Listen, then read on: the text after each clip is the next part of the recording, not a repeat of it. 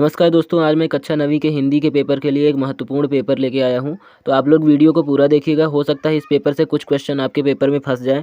तो चलिए मैं आपको क्वेश्चन दिखा देता हूं। अगर आपको इसका पीडीएफ चाहिए तो आपको लिंक डिस्क्रिप्शन में मिल जाएगा, वहां से आप हमारे टेलीग्राम चैनल को ज्वाइन करके इसका पीडीएफ डाउनलोड कर सकते हो। तो देखिए, पहले नंबर पर हमें रिक्त स्थान भरना है।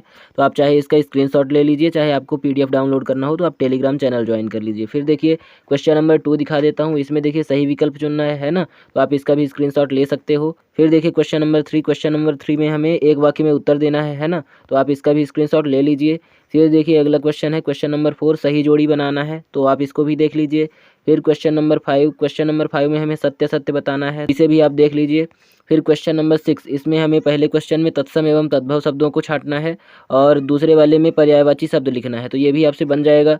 फिर क्वेश्चन नंबर 7 में हमें संधि लिखना है इन शब्दों का, और अथवा वाले में इसमें हमें शब्दों का वाक्यों में प्रयोग करना है। फिर देखिए क्वेश्चन नंबर 8 में हमें लिखना है कि रस के कितने अंग होते हैं, उनके नाम लिखना है, और अथवा में अनुप्रास अलंकार की परिभाषा और उसका उदाहरण लिखना है। ये क्वेश्चन इंपॉर्टेंट है, ये आपके पेपर में आ सकते हैं। फिर देखिए क्वेश्चन नंबर 9 में मानसरोवर से क्या आशय है, कच्चे सकोरे का क्या अर्थ है। फिर क्वेश्चन नंबर 10 में जीवन की उमंग से बच्चे क्यों वंचित होते हैं, ज्ञान की आंधी मनुष्य के जीवन पर क्या प्रभाव डालती है। फिर देखिए क्वेश्चन नंबर 11 में रसखान ब्रज में क्यों जन्म लेना चाहते हैं, अथवा है हथकड़ियों को गहना क्यों कहा गया है। फिर क्वेश्चन नंबर 13 में गोपियां किसका रूप धारण करना चाहती हैं और क्यों, और इसका अथवा है अपने अपने शहर में बच्चों को कब कब और कहाँ कहाँ काम करते हुए देखा है, तो ये तो आप अपने से भी बना के लिख सकते हैं। फिर देखिए क्वेश्चन नंबर 14 में गद्य की कोई दो मुख्य विधाएं एवं दो गौण विधाओं के नाम लिखिए, तो मुख्य विधाएं जैसे नाटक एकांकी और गौण विधाएं जैसे संस्मरण वगैरह होता है, रेखा चित्र है ना। फिर कहानी के प्रमुख तत्व लिखना है अथवा में। फिर क्वेश्चन नंबर 15 में गया ने बैलों को शरारत के लिए क्या सजा दी, इसका अथवा है लेखक के अनुसार तिब्बत की महिलाओं की क्या विशेषताएं थी। फिर क्वेश्चन नंबर 16 में गौरैया लॉरेंस के विषय में इतना सब कैसे जानती थी, इसका अथवा है लोग फोटो खिंचवाने के लिए क्या क्या उधार मांग लेते हैं। फिर देखिए क्वेश्चन नंबर 17 में कल्पना कीजिए कि आप मंगल ग्रह पर हैं, सरल शब्दों में अपनी कल्पना को कलमबद्ध कीजिए। क्वेश्चन नंबर 18 में अपनी सुबह से रात तक की दिनचर्या लिखिए, यानी कि आप सुबह से रात तक में क्या क्या करते हो वो पूरा का पूरा आपको लिख देना है। फिर इसका अथवा है क्या आपने कभी कोई पेड़ लगाया है, यदि हाँ तो वृक्षारोपण के कोई 3 लाभ लिखिए। फिर देखिए क्वेश्चन नंबर 19, महाकाव्य एवं खंड काव्य में कोई अंतर, ये बहुत ही महत्वपूर्ण क्वेश्चन है, ये बिल्कुल पेपर में आ सकता है, इसलिए इसको याद कर लीजिएगा। फिर यमक और श्लेष अलंकार में कोई 3 अंतर, तो ये भी आप याद कर लीजिएगा। फिर इसी प्रकार से आप क्वेश्चन नंबर 20 भी देख लीजिएगा। देखिए क्वेश्चन नंबर 21 में आपको कबीरदास या माखनलाल चतुर्वेदी का कवि परिचय देना है, ठीक है, तो ये भी आप याद कर लीजिएगा। फिर क्वेश्चन नंबर 22 में आपको एक पद्यांश दिया गया है, इसका संदर्भ प्रसंग सहित व्याख्या लिखनी है ना, तो ये भी आप देख लीजिएगा, ये इसका अथवा है, ठीक है।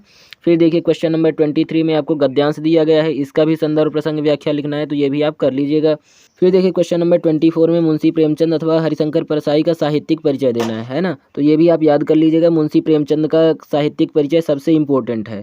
फिर देखिए क्वेश्चन नंबर 25 में पर्यावरण को बचाने के लिए आप किस प्रकार से योगदान दे सकते हैं, और इसका अथवा कोरोना बीमारी से बचने के कौन कौन से उपाय हैं, तो ये भी आप देख लीजिएगा, ठीक है। कोरोना से रिलेटेड इस बार क्वेश्चन आ सकते हैं। फिर क्वेश्चन नंबर 26 में अपने प्राचार्य को 3 दिन के अवकाश है तो एक प्रार्थना पत्र लिखिए, ये बहुत ही इंपॉर्टेंट क्वेश्चन है, ये पेपर में बिल्कुल आ सकता है, तो इसे आप याद कर लीजिएगा। फिर इसका अथवा है अपने मित्र को जन्मदिन हेतु बधाई पत्र लिखिए, तो ये बहुत ही इंपॉर्टेंट है, इसको भी याद कर लीजिएगा।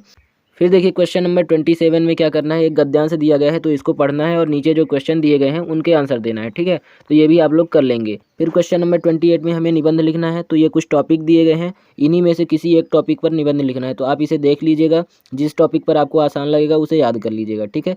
इनमें से सबसे महत्वपूर्ण है विद्यार्थी जीवन, पर्यावरण प्रदूषण और राष्ट्रीय पर्व, तो इसे आप जरूर याद कर लीजिएगा। तो आशा करता हूँ आप लोगों को वीडियो पसंद आया होगा। अगर वीडियो पसंद आया होगा तो वीडियो को लाइक कर दीजिएगा, चैनल को सब्सक्राइब करके बेल आइकॉन को प्रेस कर दीजिएगा। और हाँ, और केवल ये पेपर जो आप देख रहे हैं या फिर इधर उधर से आपको जो पेपर मिलते हैं, केवल उसके भरोसे पेपर देने बिल्कुल मत जाइएगा, क्योंकि पेपर चेंज भी हो जाते हैं। आप लोग उसके साथ साथ अपनी पढ़ाई भी जारी रखिएगा। इस पेपर को केवल महत्वपूर्ण क्वेश्चन के रूप में देखिएगा, यानी कि इस पेपर में जितने क्वेश्चन हैं उनको ज़्यादा इंपॉर्टेंस दीजिएगा, यानी कि उनको अच्छे से याद कर लीजिएगा और फिर उसके बाद अपनी पढ़ाई भी जारी रखिएगा। दूसरी बात ये भी है कि आपका जो ब्लूप्रिंट है इस साल का, उसमें केवल 23 क्वेश्चन आने हैं, है ना, लेकिन ये जो पेपर वायरल हो रहे हैं इनमें 24, 25, 26, 27, 28 क्वेश्चन है ना, तो इसलिए आपको ये जो पेपर मिल रहे हैं इनको केवल इंपॉर्टेंट क्वेश्चन के तौर पे पढ़ना है, पूरा का पूरा यही रट के नहीं जाना है, उसके साथ अपनी पढ़ाई करते रहना है, ठीक है। तो चलिए मिलते हैं अगली वीडियो में, तब तक के लिए नमस्कार, धन्यवाद। वीडियो को लाइक कर दीजिएगा, चैनल को सब्सक्राइब करके बेल आइकन को प्रेस कर दीजिएगा।